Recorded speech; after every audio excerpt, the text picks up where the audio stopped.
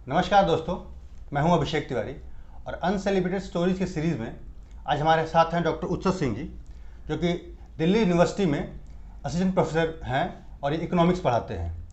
और आइए इनसे बात करते हैं और जानते हैं कि दिल्ली यूनिवर्सिटी में पढ़ने से पढ़ाने तक का सफ़र कैसा रहा। और इस वीडियो में हम दिल्ली यूनिवर्सिटी के एडमिशन के टेक्निकलिटीज़ को भी डिस्कस करेंगे। सर, आपका स्वागत है हमारे साथ और आपको बधाई, आपने अभी recently post doctoral report submit की है। सर, आपके सफ़र के बारे में हम कुछ जानना चाहेंगे।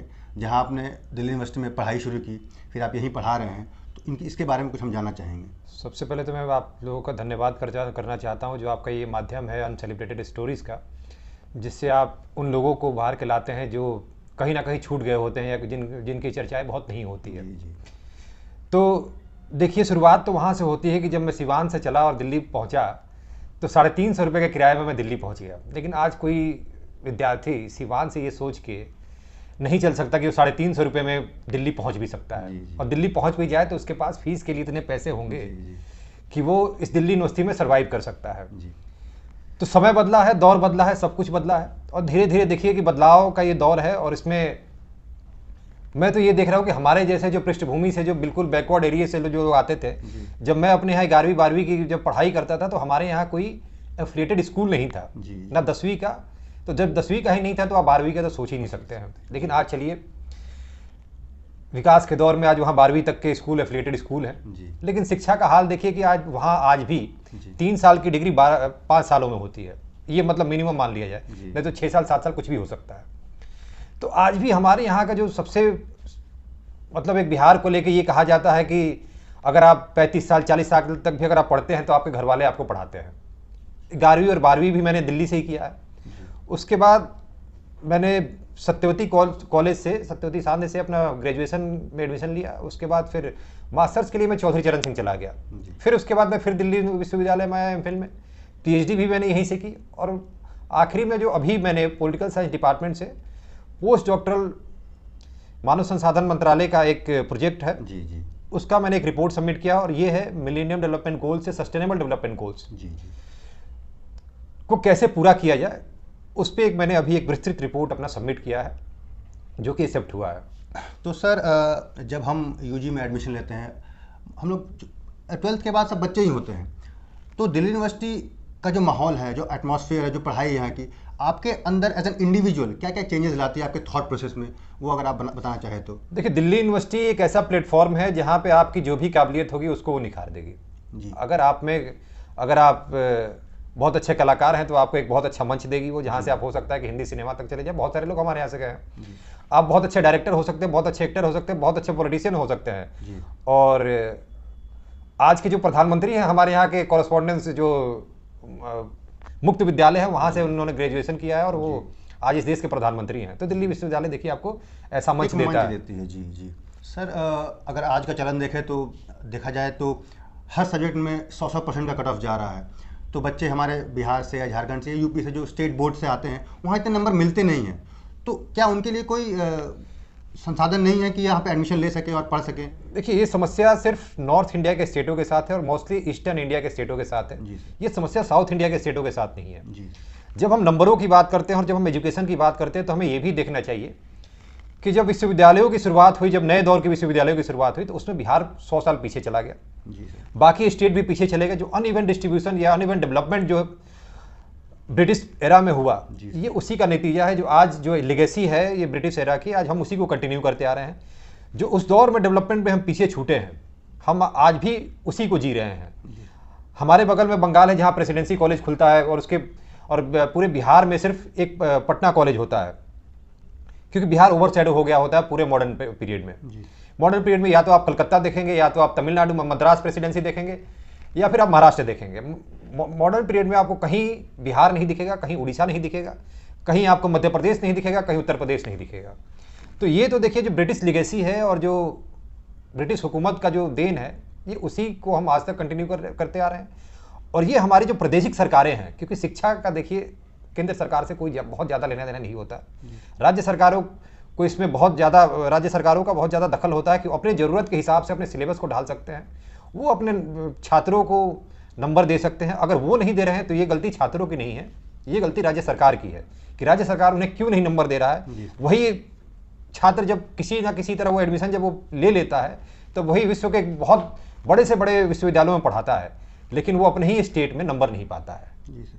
तो सर क्या सिर्फ नंबर ही ला के एडमिशन लिया सकता है दिल्ली यूनिवर्सिटी? देखिए अब तक तो यही है और इसी साल से ये बदलने वाला था, लेकिन अगले साल से NAP आ रहा है और सारे सेंट्रल यूनिवर्सिटी का एक साथ एक नया जो एंट्रेंस एग्जाम का एक करिकुलम जो तैयार हुआ है उसी के थ्रू अब एंट्रेंस एग्जाम होगा और उसी के थ्रू एडमिशन होगा। नहीं सर, मैं वो स्पोर्ट्स कोटा और ECA कोटा के बारे में बहुत बच्चों को पता नहीं होता है, एक्चुअली मैं उसके बारे में जानना चाह रहा था। अब देखिए जैसे स्पोर्ट्स कोटा है या फिर एक्स्ट्रा करिकुलर एक्टिविटीज़ हैं तो ये तो ऐसे भी कंटिन्यू रहेगा। और देखिए ये जो स्कूल में जो बच्चा पढ़ता है ये वहाँ के टीचरों की भी जिम्मेदारी है कि अपने स्टूडेंट को कैसे तैयार करते हैं, और टीचर की ये जिम्मेदारी है कि देखिए आप कैसे जो समाज में जो चल रहा है, जो आज का जो करंट सिचुएशन है उसको आप कैसे सिलेबस से कनेक्ट कर पाते हैं, तभी आप स्टूडेंट को आप एक अच्छी शिक्षा दे पाते हैं। तो एक्चुअली होता क्या है कि जो बच्चे एडमिशन लेने आते हैं अपने गांव से, तो उनको इन सब प्रोसेस के बारे में पता नहीं होता है और उसके बाद क्या होता है वो किसी चक्कर में फंस जाते हैं। तो फिर उससे बचने का या सारे एक पोर्टल जहां इंफॉर्मेशन सारा मिल जाए, उनके पास क्या रास्ता है सर? अब तो देखिए कि ट्रांसपेरेंसी इतनी ज़्यादा हो गई है क्योंकि जो यूनिवर्सिटीज़ की रैंकिंग होती है वो इस पर भी होती है कि आपका जो विश्वविद्यालय है वो कितना इंटरनेट फ्रेंडली है। जी। क्योंकि हम ग्लोबल वर्ल्ड में है कि ग्लोबलाइज वर्ल्ड का मतलब होता है we are living in the global village, कि अगर किसी अफ्रीका के भी स्टूडेंट को अगर यहाँ एडमिशन लेना होगा तो उसे भी उतनी ही जानकारी मिलेगी जितना किसी बिहार के बच्चे को एडमिशन लेना होगा तो उसको जानकारी चाहिए और उसको मिलेगी। तो ट्रांसपेरेंसी आज के डेट में देखिए इतनी ज़्यादा हो चुकी है कि स्टूडेंट को तो कॉलेज आने की जरूरत ही नहीं होती है।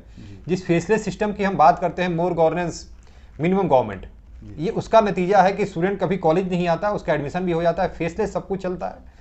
अब पिछले एक साल में जो पेंडेमिक का जो एरा है, जो इंटर पेंडेमिक जो सिचुएशन है, उसमें तो हम ये देखते हैं कि फर्स्ट ईयर भी कंप्लीट हो गया, सेकंड ईयर में अभी स्टूडेंट चला गया लेकिन वो आज तक कॉलेज नहीं आया।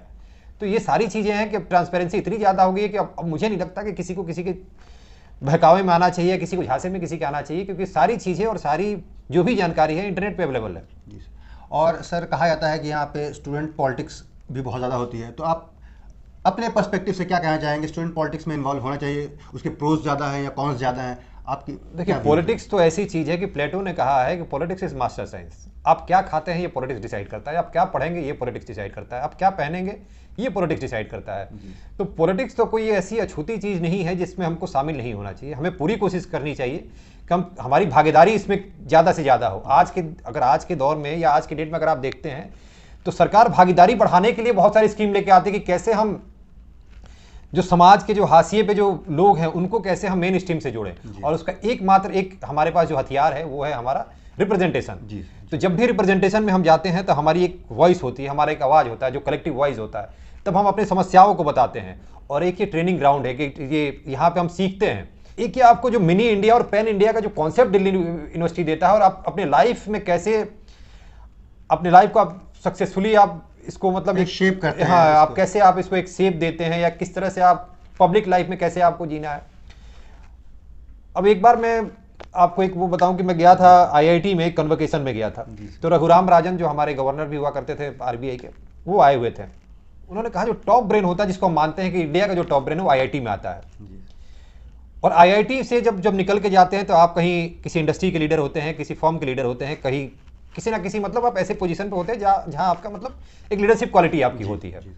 लेकिन जब आप IIT में होते हैं तो आप एक प्रोसेस होता है वहाँ पे स्टूडेंट इलेक्शन का, तो वहाँ भी आप उसमें भी अगर पार्टिसिपेट करते हैं तो आप जब उन लोगों से आप वोट मांगते हैं या उन लोगों से आप वोट की अपील करते हैं जो कि टॉप ब्रेन है, अगर आप उन्हें मैनिपुलेट कर लेते हैं अपने फेवर में कि आप मुझे क्यों वोट दें, तो आप दुनिया के किसी भी मतलब कोई भी जो लीडर होगा उसे मैनिपुलेट करने की आप में काबिलियत उसी दिन साबित हो जाती है। तो यही होता है दिल्ली यूनिवर्सिटी में। दिल्ली यूनिवर्सिटी में जैसे आपने पहले ही कहा कि 100% वाले बच्चे आते हैं। अगर उन 100% वाले बच्चे को अगर आप कन्विंस कर पाते हैं अपने लिए, अगर आप उन्हें मोटिवेट कर पाते हैं किसी भी उसको देके कि वो क्यों आपके लिए वोट करें, इसका मतलब ये है कि आप में वो लीडरशिप क्वालिटी है। और ये सबसे जरूरी होता है कि किस तरह से आप किसी को मैनिपुलेट कर पाते हैं, किस तरह से आप किसी को कन्विंस कर पाते हैं। तो ये सारी शिक्षाएं दिल्ली यूनिवर्सिटी देता है। जी सर। और लास्ट में जो हज़ारों की संख्या में हर साल बच्चे आते हैं, कई सपने लेके अपने आंखों में, अपने दिल में, उनके लिए आप क्या एडवाइस देना चाहेंगे?